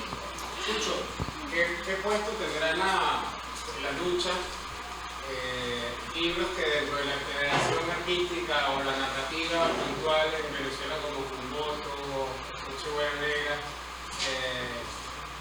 ¿qué relevancia tienen esos libros en un tiempo donde si ahorita hay casi todo eso era mucho más candela y acentuado? Sí, claro. Mira, la novelística fue un género esencial y fundamental en el tema de abordar el tema afro. Pero lamentablemente, por ejemplo, novelas como Pobre Negro, ya la palabra ya te lo va diciendo, de Rómulo Gallego. Lanza Colorada de Arturo Dalpietri, por ponerte ese otro ejemplo también, donde deja ver a un Presentación Campo como un cobarde en el campo de batalla. Ya a través de la novelística, a excepción de Cumboto, un poquito se acerca, ¿no? Pero esa novelística fue despreciativa, extraordinariamente narrada. O sea, de verdad que no hay discusión allí. Pero el punto de vista de los personajes siempre nos ponen como cobardes o como traidores, ¿entiendes? Sin embargo, ahí se va a generar una novela de contrapeso que es Nochebuena Negra, de Juan Pablo Sojo, barloventeño, descendiente de africano, que tuvo en algún momento una relación también con Ortiz para inspirarse en ese sentido. Y esa ha sido para mí la novela que más hasta este momento nos ha representado, es decir, Nochebuena Negra. Mientras que las otras no tengo ningún tipo de desprecio, a excepción, bueno, de que está muy bien escrita, pero siempre con ese elemento discriminatorio, ¿entiendes? A través de la estética también existe una discriminación hacia nosotros. ¿Comentarios o preguntas adicionales? Sí, sí. Pedir tres cositas más. Quiero pedir 2 de los minutos de tu pelo que no pudo estar ahí como jurado. Este sí es vivo. Sí, él siempre está. Luego hacer un comentario y luego una pregunta. Porque, siguiendo lo que tú decías, yo creo que en el pensamiento artístico y literario hay un gran momento de la emancipación afro-latinoamericana en una cantidad de autores que son impresionantes, de la vanguardia hasta hoy, que cuando no existían los movimientos sociales, cuando no había grandes corrientes, cuando no había la moda de lo afro. Sur, te puedo pedir que te levantes porque veo personas atrás haciendo demasiado esfuerzo para oír. Sí. Gracias. Entonces, a mí me parece importante señalar que el espacio de la creación artística y literaria fue fundamental para pensar estos temas en principio, mucho antes de las ciencias sociales. Y estoy hablando del siglo XVIII y XIX. O sea, todo el pensamiento emancipatorio que hay, no solamente en los autores negros cubanos que escribían en español, sino en toda la literatura oral negra, que no forma parte de la historia de la literatura cubana, porque la historia de la literatura cubana siente eso como parte de un sistema ágrafo, y eso no se entiende casi. Pero hay que pensar en esos términos también. Como Pedro no está aquí, seguramente iba a hablar de una persona como Eugenio Hernández Espinosa, que él ha estudiado tanto, y que es uno de los adalid, el Shakespeare negro, como él le gustaba decir, o le gusta decir, pero yo creo que ese refleja, digamos, Eugenio significa lo que en la revolución escribieron desde Cuba una serie de gente que parte desde el grupo literario del Puente hasta hoy, maltratados entonces, reivindicados después y ya normativizados en los últimos años. Entonces es importante hablar de la creación artística literaria y es importante hablar de ese momento en la vanguardia cubana, Pero lo segundo que quería referirme era algo que algunos de ustedes o no recuerdo si lo que es el panafricanismo. Mi pregunta es que si se pudiera volver a ese momento que Cuba, yo siento que abandonó cuando cerró la OPAC, la famosa Organización de Solidaridad con los Pueblos de América Latina, Asia. Eso se cerró hace 3 años, no sé si la gente lo sabe. Eso apenas se sabe. La OPAC cerró, ahí está todavía su revista Continental, que es la revista donde aparecen excelentes carteles, donde están los discursos que todas estas grandes figuras del pensamiento tercermundista hicieron en Cuba, y en los congresos de ONA y en los otros congresos. La presencia de Amílcar Cabral aquí, la presencia de Secundé, el encantamiento del Che por líderes africanos, como el propio Lumumba, o como otros autores importantes. Un texto del Che, como aquel texto del Che que se llama en el balcón afroasiático. En el balcón afroasiático. Fue a la China, fue a no sé cuántos lugares, pasó por toda África, y son imágenes que la televisión cubana no se ve, pero yo he visto en la televisión española, en la televisión de los Estados Unidos, los encuentros del Che con estas figuras tan importantes. Bueno, todos esos discursos de Stockel Caimán, de toda esa efervescencia que hubo en La Habana, donde la gente iba a bailar a un lugar llamado Patricio Lumumba, donde la mayoría de las escuelas se llamaba Amílcar Cabral, todo eso desapareció. Todo ese universo que coincidió en Cuba con la llegada con muchos exiliados afroamericanos que no igual en el Black Panther, como el Ejército de Liberación Nacional, etc. Todo ese mundo está subsumido en una interpretación equívoca de qué pasaba con ellos en Cuba en aquel momento y del silencio que hubo sobre la cuestión racial en Cuba durante 40 años. Desde la segunda declaración de La Habana, aquel artículo en ese sentido que se llamaba el racismo a Cuba no volverá jamás. La revista Cuba Socialista, hasta el año 2003, en que Fidel, en aquel Congreso Internacional de Educación, vuelve a hablar del racismo y habla de discriminación objetiva y de discriminación. Todo ese universo, eso es recuperable. Esa es una pregunta, porque yo creo que vale la pena hablar de él, porque para el panafricanismo tiene que ver con una línea muy importante que hasta el marxismo obvió y maltrató hasta hoy. Hasta hoy. Ahí están nuestros grandes líderes, Santayo Junco, discutiendo en Montevideo en 1929 con Mariate, sobre los temas de los negros de la clase de la Guara, todo este tipo de cosas, hasta hoy ha sido maltratado. Y mi otra pregunta es, tiene que ver con una incomodidad que yo tengo con Chucho. Yo creo que esto lo hablamos en algún momento. Te va a retar a duelo ahora. ¿Qué es esa definición que tú haces de afro-derecha y de afro-izquierda? A mí lo que me parece es que ya hemos sido tan clasificados como para que haya una clasificación como esta, que me parece un poco reductora, y me ha parecido siempre un tanto incómodo. Me gustaría que me aclararas un poco esos temas. ¿Tú vas a responder algo? Hay una pregunta ya. Mira, vamos a recoger esta para resumir. Okay. No, vamos a tomarla, a lo mejor es contigo también. Sí, ¿dónde está? La mano levantada. No veo. Diga usted. Buenas tardes. Buenas tardes. Soy haitiano. Bienvenido. Soy orgulloso que Haití es en el centro del debate sobre la verdad y sobre la espiritualidad. Felicitaciones. Un aplauso para Haití.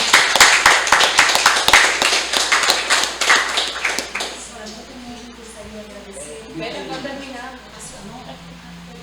pregunta, ¿cómo los afrodescendientes cubanos haitianos pueden mantener la capacidad de humancía que existe desde Alquemulán, desde Kemet, para mantener el mismo poder que existe antes, que permite a los haitianos dirigir el camino de la libertad de América, el camino de la libertad del mundo, porque es única revolución anti-esclavista. Gracias. Sí, esta sí es la última de verdad, sí.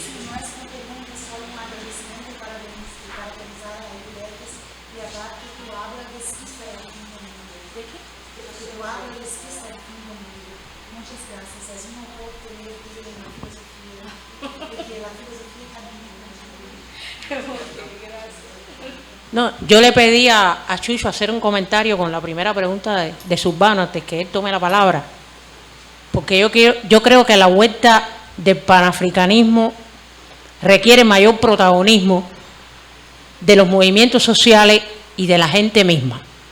O sea, a partir del año 45 que se da el Congreso Panafricano ese y hasta el 79 que Cuba asume la presidencia de los no alineados, lo que se está produciendo, a mi modo de ver, es una institucionalización del panafricanismo.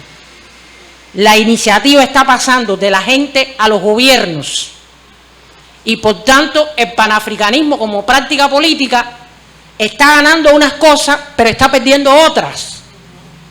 Es como yo en mi poca exploración del asunto he visto, y ya en los años 80 con Reagan en el poder, que empieza un poco que el ataque brutal a esas propuestas africanas que pensaron el socialismo desde su tradición cultural, unido a muchos procesos de corrupción en marcha que Chucho conoce, el panafricanismo quedó como en el nivel de la teorización. Y hay que volver a una práctica panafricanista, que es lo que yo creo que faltó durante todos los 90 y que ahora, en la medida en que los movimientos sociales en todas partes empiezan a reanimarse, ofrecen una oportunidad.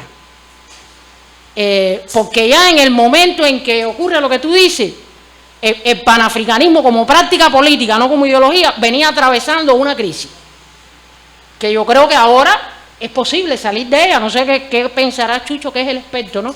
Pero es una pregunta muy, muy interesante. Gracias. Bueno, en mi penúltimo libro, que se llama Afrodescendiente en América Latina y el Caribe, hay un capítulo ahí dedicado a este tema. Hablo de 3 elementos protagonistas de cómo hacer las articulaciones, ¿no? Primero, por supuesto, hablo del panafricanismo, ¿no?, en la perspectiva de William Du Bois, pero que hay que reconocer que el panafricanismo va a nacer con Sylvester Williams y George Palmer, ¿no? Trinidad y Barbados, que se fueron, incluso se fueron para Sudáfrica a pelear allí contra el apartheid, ya en esa época, ¿de acuerdo? Después que se va a incorporar a Du Bois y George Palmer va a terminar precisamente siendo un asesor de Kwame Nkrumah, ¿no? Kwame Nkrumah. Pero entonces vamos a ver que el segundo es el retorno a África de Marcus Garvey, que es una manera de panafricanismo, por poner pues una manera de vincularse con África, ¿ve? Pero a la manera de Marcus Garvey. Marcus Garvey planteaba el retorno a África, y eso sirvió de base incluso para el movimiento Rastafari en este momento. O sea, se reivindica a Marcus Garvey y hacerlo así como eso, un poco a la manera, para mí, muy romántica de Selassie, ¿de acuerdo? Y la tercera, yo la llamo el fanonismo. Fanon para mí fue como el primer afrodescendiente de una colonia de Martinica y Guadalupe que retorna a sus raíces africanas a luchar en el frente de la liberación de Argelia. Son tres corrientes.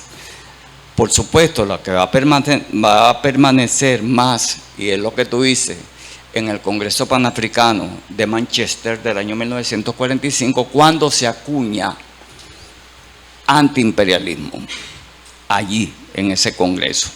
De allí fueron pasando algunos, ya conocemos los encuentros que se dieron también en Roma, creo que fue de los escritores y tal, y todo eso.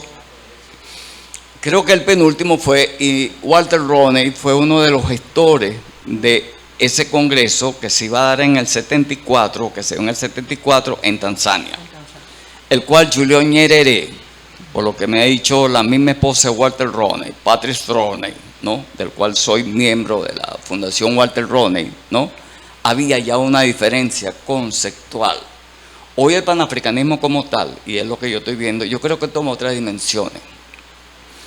Por ejemplo, yo entendería panafricanismo los nuevos bloques de integración, lo que intentó Obasanjo, lo que intentó Lula, lo que intentó Chávez, que fue con la cumbre África-Suramérica, una relación directa, ¿no?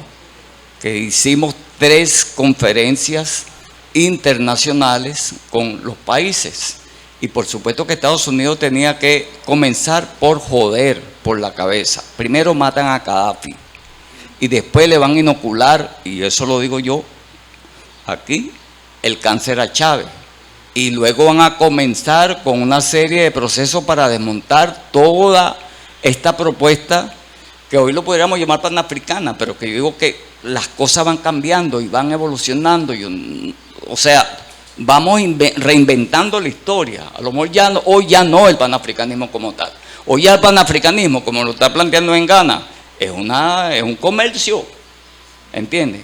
Y eso hay que verlo ahí con mucha profundidad.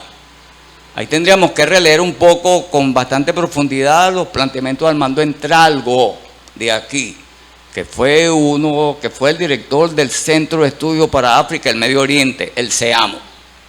Otro elemento que podríamos decir como una especie de panafricanismo fue lo que nosotros vamos a construir en el Caribe.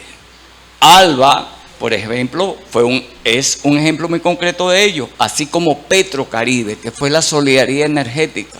Aquí Cuba tuvo la oportunidad también de ser impulsora, aquí creamos una refinería, aquí casi todos los países del Caribe, o sea, tienen la solidaridad energética, incluso en el sur de Estados Unidos. Yo trabajé mucho con el Chippewa Oil, ¿no?, para beneficiar a las comunidades afro, a las comunidades indígenas y a las comunidades latinas. Eso fue una solidaridad de inmediato, no fue una solidaridad. Entonces, esa visión, Zurbano, yo creo que amerita una reconsideración. Si ya el panafricanismo pasó en desuso y ya hay otras propuestas como esta que te estoy diciendo, son los jalones y es la discusión, e invito a que hagamos esa discusión. Ahora, con respecto al concepto de afroderecha, ¿qué fue lo que pasó? Y sigue pasando ahorita en este momento. En Colombia, que fue lo primero que me llamó la atención en el primer gobierno de Uribe captó a afro, porque había todo un movimiento, por ejemplo, del proceso de comunidades negras, que tú conoces, Carlos Rosero, etcétera, etcétera, etcétera, que era un movimiento de verdad fuerte, ¿no? Y sus vinculaciones fueron interesantes, ¿no?, a nivel global y a nivel interno, en una lucha contra el fascista Uribe Vélez. Entonces Uribe va a colocar y va a entender el tema afro, va a cooptar, va a aplicar la misma política de Estados Unidos cuando cooptó a Condoleezza Rice, cuando cooptó a Colin Powell, porque sabían que los afros también son votos, ¿entiendes? ¿Ve? Y eso es a partir de allí. Precisamente una de las personas, cuando va Uribe, en el año 2007, 2008, ya yo había hablado de la afroderecha. Y cuando va allí, un amigo de esta casa, Jane Early, le va a gritar a Uribe: tu afroderecha a nosotros no nos va a vencer. cuando iba entrando al Congreso de los Estados Unidos. Entonces ahí se comenzó, Zurbano, eso. Y tú sabes muy bien que ahorita sí existe esa tendencia que, vuelvo y repito, esto es para la discusión, esto no es algo terminado, esto son procesos de construcción, así como el proceso de construcción la propia epistemología, así como el proceso de construcción lo que ella está diciendo, así como yo ya no hablo de sincretismo, sino de paralelismo espiritual, religioso, ¿entiendes? Son construcciones y es para la discusión. Y sí, yo sigo diciendo que hay una afroderecha organizada, que en estos momentos en Nueva York se va a ver esa pelea. ¿Por qué Nueva York? Porque en Nueva York se va a hacer el segundo foro afrodescendiente, donde ya hay una afroderecha organizada por Exit Campbell, ¿no? Que tiene el billete, que se lo da su cuñado, que está en Naciones Unidas, y ellos están muy claritos en lo que están haciendo. Y acuérdate que Exit Campbell, cuando estaba en el Grupo de Lima, promovió la invasión militar a Venezuela. ¿Eso es o no es afroderecha? Eso es afroderecha, pero es parte de la discusión. Yo quisiera volver aquí para que... Yo quiero tomar un turno. Yo quiero tomar un momento, turno. un momento. Me van a permitir. Calma, por favor. No, eso no es derecha, eso es afroderecha. Y quiero decir por qué. Y May, espérense, No, yo no he tomado ni un turno. Sí, ahora te voy a dar turno. Estoy tratando de pacificar al auditorio. Oye, si lo bueno que tiene es eso, y lo malo que el tiempo no nos va a alcanzar. A ver, querida. Okay. Hay en algunos trabajos que venimos desarrollando, bueno, primero voy a decir una cosa, yo no vengo de la política antirracista de la que viene Chucho. Prácticamente no conozco nada de lo que él está hablando porque yo he militado de otra manera. Como él no sabe nada de lo que hemos hecho nosotros, por eso no lo menciona. Hay otra política antirracista que recorre este continente y estas islas. Y que está corriendo Europa, Estados Unidos, donde están los migrantes indocumentados, muchos de ellos, pasando trabajo de América Latina y el Caribe, que están en Estados Unidos y en Europa, afrodescendientes e indígenas, que están haciendo otro tipo de política que no tiene nada que ver ni con los foros de Naciones Unidas, ni con la cuestión de reparación, nada de eso. Están haciendo un trabajo de creación de conciencia a nivel de la sociedad. No están luchando, no están buscando reconocimiento de los estados. Por ejemplo, cuando tú dices, bueno, que es fundamental que Naciones Unidas nos reconozca, a nosotras no nos interesa que Naciones Unidas nos reconozca, no nos importa que Naciones Unidas nos reconozca, porque nuestra política es de otro tipo. Parto de ahí. Para entonces decir, lo cual no significa que seamos enemigos, simplemente él está actuando en un nivel, yo estoy actuando en otro nivel.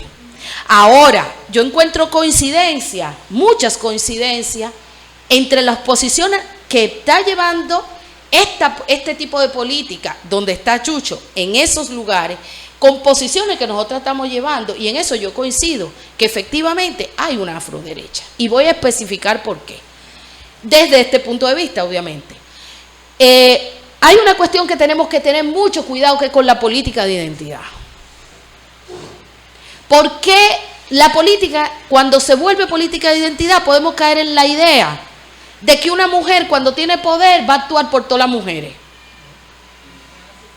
Eso ya lo pasamos en el feminismo y lo pasamos todavía con las políticas públicas de que la mujer en el poder y no sé cuánto, y llegas con Doleza Ray, que es mujer y que es negra, y va, invade otros territorios, ¿no? Y llega la Clinton y llega la otra, y toditas son imperialistas, son de derecha. ¿Por qué en el feminismo, que generalmente ustedes en estos espacios no se habla, pero nosotras hablamos de lo de ustedes, hablamos de lo nuestro? Nosotras hemos hecho toda una crítica a eso, y el feminismo crítico lo que hace, por ejemplo, el feminismo colonial, es ver esa política de identidad cómo afecta al movimiento de mujeres y al movimiento feminista, que comienza a reclamar políticas públicas para las mujeres, de las cuales se van a beneficiar un pequeño grupito, que son las que tienen poder y que son las que representan las élites. Lo mismo está pasando con lo negro. No nos podemos cegar en eso. Porque hay una persona negra en el poder, eso no garantiza absolutamente que esa persona negra va a luchar por todo lo negro. Eso no va a pasar. Eso no va a pasar y no ha pasado. Porque aquí lo que tiene que ver es donde tú reclamas que tú como sujeto tienes derecho a estar en el mundo y que no te aniquilen, pero además, ¿qué tipo de política y qué tipo de sociedad ese sujeto que reclama está esperando? Y ahí es que viene el proyecto político, que es lo que nosotras venimos diciendo, las feministas decoloniales. ¿Dónde está el proyecto político? Aquí el problema es el proyecto político. Sí, negra, sí, mujer negra, sí, no, pero ¿cuál es tu proyecto político? Y ahí hay muchas diferencias dentro del proyecto político, porque la identidad no marca el tipo de sociedad que tú quieras. No lo marca. Debería, ojalá, pero no es así.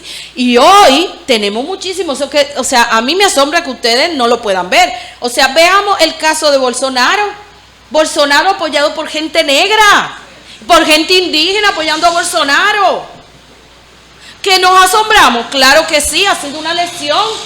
Ha sido una lección porque no creíamos. Eso era como cuando el marxismo piensa que el obrero por sí, por ser obrero, va a poder hacer la lucha revolucionaria, y no necesariamente, porque vuelvo, el proyecto político, cuál es el tipo de justicia y de mundo que tú deseas, y ahí es donde tenemos que ir, qué mundo es el que aspiramos, ¿sí? Y ahí entonces puede ser que traspasemos incluso esa política de identidad. De hecho, eso debería llevarnos a eso, que es donde, bueno, ok, tú eres blanca, tú eres negra, mujer, hombre, bla, bla, bla. Eso se va desarmando en la medida de que todos estamos avanzando y comprometidos con un proyecto de justicia. ¿Sí? Pero eso lamentablemente, y no, el movimiento afrodescendiente o movimiento negro, como quiera lo quieran llamar aquí, que hay toda esa discusión, en un lado negro, en otro lado afrodescendiente, no sé cuánto. Hay mucho de esto. Hay mucho de esto, porque se ha vuelto fundamentalmente reclamar identidad, reclamar que el Estado te reconozca. El reconocimiento, cuando se queda puro reconocimiento, no sirve para construir sociedad de otro tipo. Porque a usted te puede reconocer y usted lo que está aspirando es a integrarse al consumo, a ser un capitalista que va a explotar a otra negra y a otro negro y a un indígena, a un blanco, a lo que sea, a quien sea, pero usted también lo va a explotar a esa gente, porque usted es parte de ese mismo proyecto capitalista que es racial, pero a usted no le importa porque usted se está salvando usted, ¿no? Entonces, bueno, lo dejo ahí. No sé si lo he explicado bien.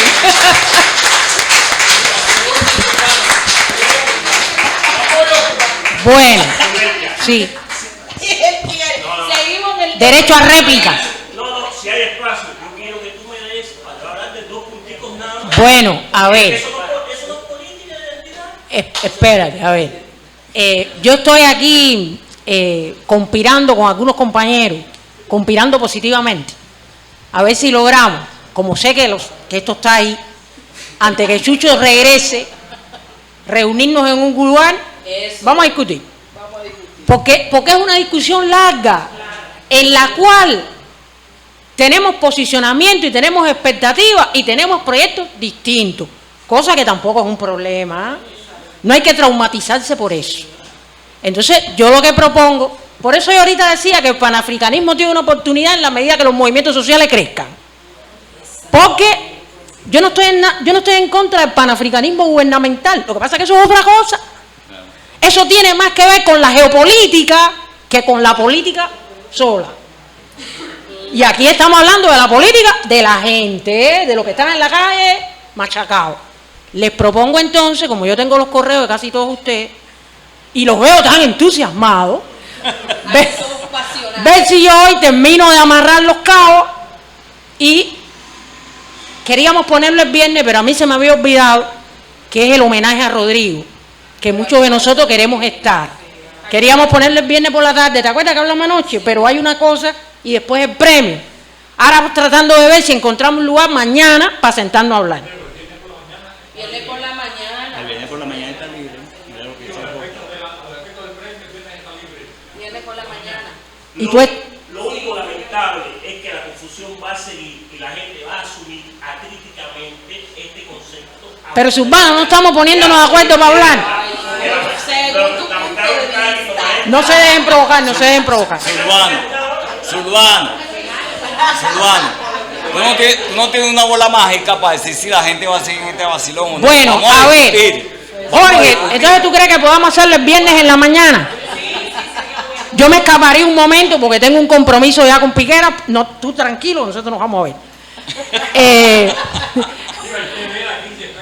Bueno, yo entonces voy a hacer todas las averiguaciones y lo que les pido es que a los que yo les mande el correo o el WhatsApp, que lo rieguen. ¿De acuerdo? Entonces, nada, muchas gracias. Un aplauso.